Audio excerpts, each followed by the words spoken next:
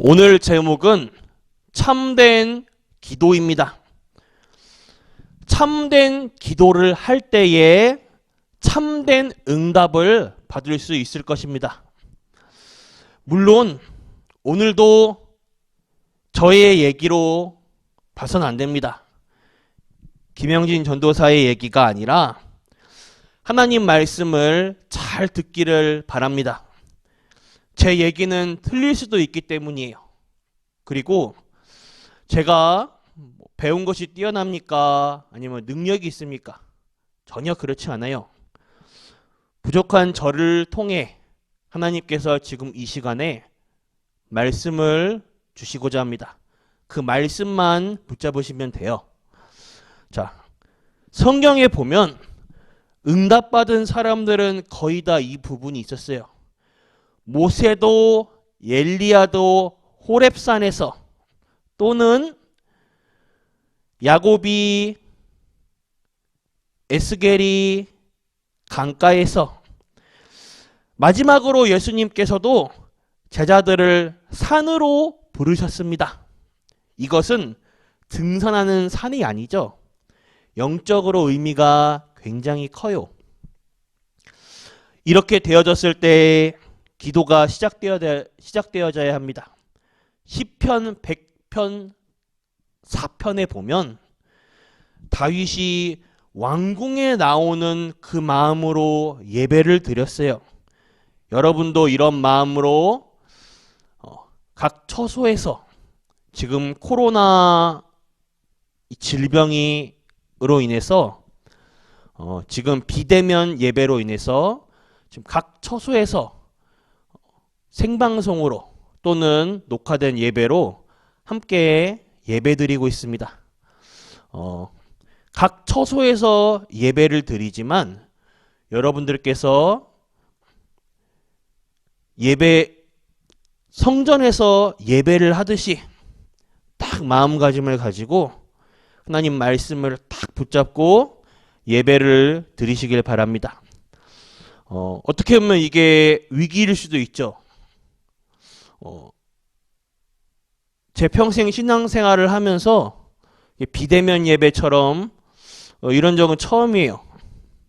어릴 때부터 늘 교회에서 살아왔고 봤는데 지금 이 시간에도 아무도 없거든요. 기분이 조금 이상해요. 그렇지만 어떻게 보면 이 문제가 아니라 기회로 만들어야 됩니다. 오히려 이 속에서 딱 내가 있는 처소에서 말씀 딱 붙잡고 예배에 딱 집중하고 예배가 딱 마치면 또 말씀도 확인하고 또 가정 안에서 우리가 주일날과 이렇게 예배를 드리게 되면 가정 안에서 딱 포럼을 하고 오히려 말씀 속으로 딱 들어가는 집중의 기회가 되시길 바랍니다.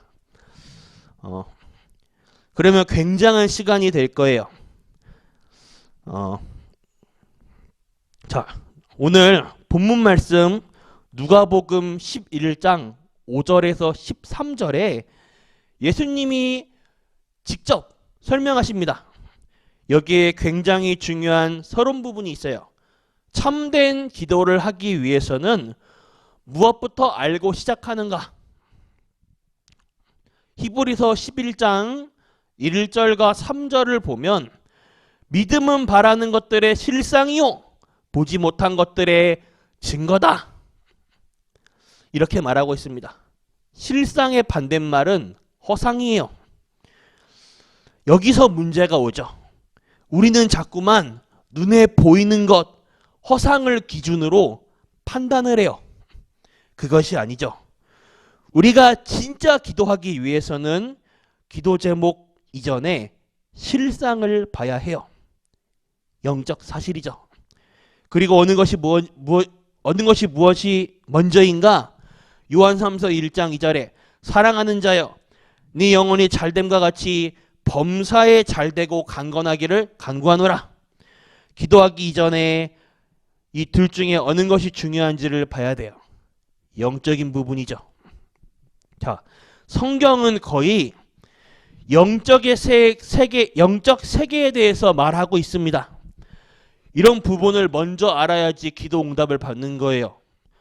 우리는 불신자와 접근 방법이 다른 것이, 하나님을 믿지 않는 불신자들은 전부 눈에 보이는 것으로 접근합니다. 실상인 줄 알았건만 이건 허상이에요. 우리 사람들은 거의 다가 허상을 가지고 접근해요. 그리고 결과가 있을 것 아닙니까? 눈에 보여지는 결과만을 가지고 얘기해요. 무엇을 해결을 위해 무엇이 되어져야 하는지를 잘 모르고 있죠. 그러다가 사람들은 온 문제를 모르고 문제만 붙잡고 고생하고 있는 거예요. 실제로 문제는 영적인 부분입니다. 문제가 올 수밖에 없는 근본적인 이유가 있어요. 온 문제들을 계속 해결해봤자 그 문제를 해결한 거지, 그 문제를 다 불러오는 근본적인 부분을 치유해야 돼요. 자, 그래서 우리 영적 세계에 중요한 것들이 얼마나 많습니까? 우리가 이 부분을 알아야 합니다.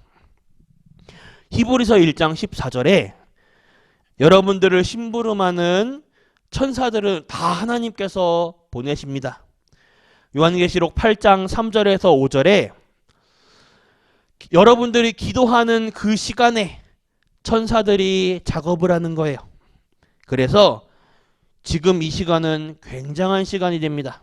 자, 첫 번째입니다. 기도하기 전에 먼저 할 거예요. 예수님께서 유대인들에게 제일 먼저 기도를 이야기하시면서 먼저 할 것을 말씀하십니다. 우리는 무조건 복 달라고 하지 않습니까? 예수님께서는 그것을 이렇게 찝어내셔요. 산상수훈에서 마태복음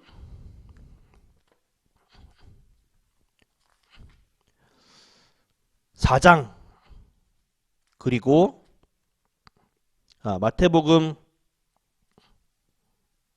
5장 그리고 6장 7장 여기서 산에서 예수님께서 이제 말씀을 하시죠. 산상수훈 또는 산상보훈이라고 합니다. 여기서 이렇게 말씀하셔요. 오히려 가난한 자가 복이 있다. 유대인들이 그동안 알고 있는 가치관, 세계관, 생각과는 다르게 지금 정반대의 것을 얘기하시는 거예요. 그 말은 가난해야 된다는 말이 아니죠. 예수님 말하는 가난한 자가 복이 있다 이 말은 많이 달라고 하는 너희들보다는 가난한 저 사람이 더 복이 있지 않냐 이 말이에요. 너는 미래도 모르고 망하는 것도 모르고 천국도 모르지만 이 사람은 천국이 저희 것이 아니냐 이 말을 하는 거예요. 말씀을 잘 알아들으셔야 돼요. 말하자면 예수님이 지금 비꼬고 계시는 거예요. 애통한 자가 더 복이 있지 않냐? 네가 높은 사람이냐? 차라리 온유하고 낮은 자가 더 복이 있지 않냐? 이렇게 말씀하시는 거예요. 이렇게 말씀하는 데는 다 이유가 있습니다. 마태복음 5장 24절에 너희는 먼저 화목하고 와서 예배하라. 이 말은 화목이 중요하다는 것이 아니라 예배가 중요하기 때문에 지금 너에게 있는 복잡한 것들을 해결하고 예배에 은혜 받으라. 이 말이에요. 우리가 예배 드리러 오기 전에 아내와 남편과 싸우고 딱 예배를 드려요. 예배 드릴 때 자꾸 생각나는 거예요. 아까 이렇게 말했을걸. 아까 말싸움 했을 때 이렇게 말했으면 이겼을 텐데.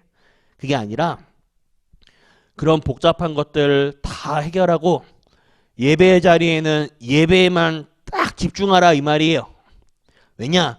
그만큼 예배가 중요하기 때문이에요. 마태복음 6장 33절에 우리는 기도할 것이 아무것도 없습니다. 하나님이 다 아시지 않습니까? 그래서 먼저 그의 나라와 그의 의를 구하라. 하나님의 나라 임한다면 끝이지 않습니까? 이것을 먼저 깨달으라. 마태복음 7장 1절에서 5절에는 형제의 눈에 있는 티를 먼저 보지 말고 네 눈에 있는 들보를 뽑으라고 하셨어요. 네가 율법을 가지고 맞다 안 맞다부터 따지지 말고 내 눈에 들보부터 뽑으라. 우리는 교회 안이나 바깥으로 참 율법으로 많은 사람들을 판단합니다. 이 사람의 어떤 사정이나 아니면 어떤 그런 건 상관없이 눈에 보여지는 것에 보여지는 상황에 우리는 판단해요. 랩런트들이 지금 당장 실수하고 넘어지고 또는 우리 아이들이 방황할 수도 있어요. 그거 가지고 판단하면 안 돼요. 하나님이 우리 랩런트들을 지금 현재는 방황하고 지금 현재는 실수하고 넘어질 수도 있지만 하나님이 어떻게 쓰실지는 모르는 거예요. 하나님이 우리 랩런트들을 지금 당장은 우리가 연약하고 넘어질 수 있겠지만 하나님이 크게 쓰십니다. 우리는 율법의 눈으로 보면 해결이 안 돼요. 절대 해결 안 됩니다. 정지하고 상처만 줄 뿐이지 복음의 눈으로 보면 문제가 해결돼요. 모든 것을 복음의 눈으로 보시길 바랍니다. 허상이 아니라 실상을 봐야 돼요. 자, 두 번째입니다. 오늘 본문 말씀에 누가복음 11장 5절과 13절을 통하여서 기도 응답받는 필수입니다. 예수님이 직접 가르치셔요. 오늘 누가복음 11장에 기도 응답받는 필수적인 부분이 몇 가지 나옵니다. 지금부터 무엇이 필요한가? 떡이 필요하다. 그러면 떡을 가진 자가 누구냐? 알았다면 가서 달라고 해야 할 것이다. 이거예요. 바른 기도 제목입니다. 기도 응답받는 가장 중요한 방법은 기도 제목이에요. 오늘부터 기도 제목을 바르게 정하시길 바랍니다. 떡을 달라고 했다고 비유했지만 우리말로 하자면 사실은 필요한 것을 말하는 것이에요. 무엇이 필요한가? 이 사람은 떡을 가지고 있는 자를 찾았어요. 기도도 응답할 수 있는 분이 있어요. 그 분을 찾아가야 돼요. 많은 사람들이 잘못 찾고 있죠. 돌덩이에다가 나무에다가 또는 우상 앞에다가 절하고 빌어요. 우리는 그게 아니라 하나님 앞에 나아가야 됩니다. 내 인생의 진짜 문제를 해결할 수 있는 분이 누구시냐? 거기에 가서 실제로 기도하면 응답받는 거예요. 구하라, 얻을 것이요. 찾으라, 찾을 것이요. 두드리라, 열릴 것이니라. 내가 기도 제목을 제대로 안 붙잡고 기도 안 하는데 응답받을 길이 없죠. 그 조건이에요. 기도 응답이 아주 중요한 조건입니다. 오늘 본문 말씀 11절과 12절에 중요한 말씀들이 나왔어요. 너희 중에 아비된 자로서 누가 아들이 생선 달라고 하면 생선 대신 뱀을 주겠냐? 알을 달라는데 전갈을 주겠냐?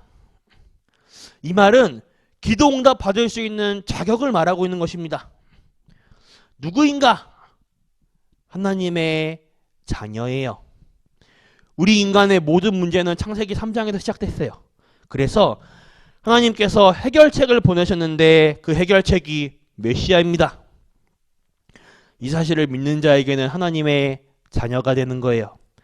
요한복음 1장 12절에 여러분들에게는 이 자격이 주어졌음을 믿으시길 바랍니다.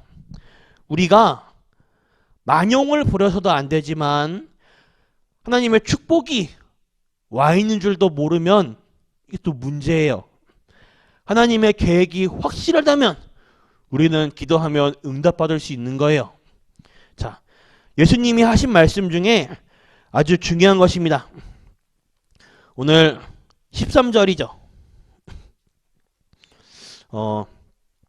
성령을 말하고 있습니다. 이것이 잘못 알아들으면 전부 필요 없는 것이에요. 왜냐? 눈에 안 보이는 부분이기 때문이죠. 여러분들의 기도 제목 중에 제목이 성령 충만이에요. 돈이 아니라, 능력이 아니라, 무언가 사건 해결이 되는 것이 아니라 성령 충만. 성공하고 출세가 아니라 성령 충만. 오늘 성령 충만 받으시길 바랍니다. 이것이 기도에 아주 중요한 것이에요. 진짜 응답 받으시길 바랍니다. 그래서 예수님께서도 마지막에서 한 가지만 응답 받으라 했어요. 예수님이 마지막에 뭐라 말했죠? 오직 성령이 너희에게 임하시면 너희가 권능을 받고, 자, 성령이 우리 안에 계셔요. 고린도전서 3장 16절에 성령 내주죠. 아무리 몸부림쳐도 상관없어요. 그 성령이 우리를 인도하십니다. 요한복음 14장 16절에서 17절. 그래서 성령 충만, 이것이 최고의 기도예요. 예수님께서 가르쳐 주신 거예요. 그렇다면 기도에 대해서 이해되어지기 시작할 것입니다. 무엇을 달라고 하는 것이 아니라 내가 제대로 예배를 통해 영적인 힘을 얻어야 돼요. 여러분들의 가정과 산업과 사업, 직장 현장에 하나님 나라가 임하지 않고는 절대로 문제 해결이 되지 않습니다. 율법의 눈 가지고는 아무것도 해결이 안 되지만 복음의 눈으로만 해결이 가능해요. 오직 복음으로만 해결됩니다. 그러면 응답 중에 응답이 무엇인가? 성령 충만, 이런 답이 나옵니다. 이것은 예수님께서 미리 미래를 내다보시고 하신 것이죠. 마태복음 24장 말세 때의 일을 설명해요. 마태복음 25장에 교회에 대해 설명하십니다. 앞으로 유대인의 핍박을 이길 수 있는 길이 하나밖에 없다. 앞으로 마게도냐와 모든 문화와 종교가 핍박이 일어날 것인데 이길 수 있는 길이 하나밖에 없다. 로마의 정치가 핍박할 것인데 이길 길이 하나밖에 없으니 예수님이 다 아시고 성령 충만 받으면 권능 받고 땅끝까지 이르러 증인될 것이다 하신 것이에요. 오늘 결론입니다. 성령 충만 받으면 어떤 결과가 나오는가? 사도행전 2장의 응답이 일어나게 됩니다. 또 힘이 생겨요. 이것이 결과입니다. 그러면 사도행전 11장 안디옥처럼 로마서 16장의 응답이 일어나게 될 것이에요. 또 우리가 기도할 때에 배후에 어마어마한 일이 일어나게 됩니다. 하나님께서 눈에 안 보이는 주의 사자를 보내사 모든 문제를 해결해 버려요. 믿으시길 바랍니다. 성경의 제일 중요한 약속을 예수님이 말씀하고 계셔요. 우리가 기도에 대해서 자꾸 오해하고 있으니 기도에 대해서 설명해 놓고 이 설명을 덧붙이셨어요. 하물며 너희 아버지께서 성령을 선물로 주시지 아니하겠느냐. 오늘은 이렇게 말하죠. 13절에 성령을 주시지 아니하겠느냐. 우리에게 성령을 선물로 주지 않겠냐. 왜 선물입니까? 왜 너희에게 구하는 자에게 성령을 주시지 않겠느냐. 오늘 예수님이 왜 오늘 이 말을 한 겁니까? 우리가 받을 자격이 없지만 성령을 은사로 주시지 않겠느냐 이거예요. 그래야만 어떤 핍박도 능히 이길 수 있기 때문입니다. 여러분들이 눈에 안 보이게 이 힘을 얻으면 여러분들의 직장, 가정에 응답이 다 일어나게 되어 있어요. 이 힘을 얻으면 세계복음화의 문이 열려지게 되어 있습니다. 그러면 어떤 결과가 나오냐? 오늘 하나만 붙잡으면 됩니다. 오늘부터 해라. 나만의 성령 충만에 받는 방법을 찾으시길 바래요. 많은 사람들이 기도가 중요한 줄 알고 있어요. 근데 실제적으로 나만의 기도 시스템이 없어요. 기도가 중요한 줄은 누구나 다 알고 있죠. 됩니까? 체질이? 지속이 됩니까? 정말 기도 속에 들어갑니까? 정말 기도를 통하여서 영력, 지력, 체력, 경제력, 인력, 성령 충만의 힘을 얻습니까? 많은 사람들이 기도가 중요한 줄은 알지만 그 기도를 할 수 있는 나만의 기도 시스템이 없어요. 그래서 오늘부터 하시길 바랍니다. 나만의 성령 충만 받는 방법을 찾으시길 바래요. 랩노트들을 지켜보니까 애들마다 달라요. 어떤 아이들은 혼자 있는 시간에 찬양을 탁 틀고 찬양 듣고 찬양 이렇게 부르면서 힘을 얻어요. 또 어떤 사람은 메시지를 탁 틀어가지고 메시지를 들으면서 정리하고, 또 어떤 분은 이렇게 메시지 녹취본을 이렇게 종이에다가 그대로 받아 적으면서 여기에 힘을 얻고, 어떤 분은 혼자 있을 때에 나만의 예배 속으로 각자 나만의 방법으로 나만의 성령 충만의 방법을 찾으시길 바래요. 또 정식기도로 힘을 얻어라. 그 기준이 뭐냐? 기도에 행복한 시간을 가져라. 기도는 언제? 가장 좋은 시간에 이때 힘을 얻고 참된 행복을 누리시길 바래요. 기도할 때에 딱 어느 정도라냐?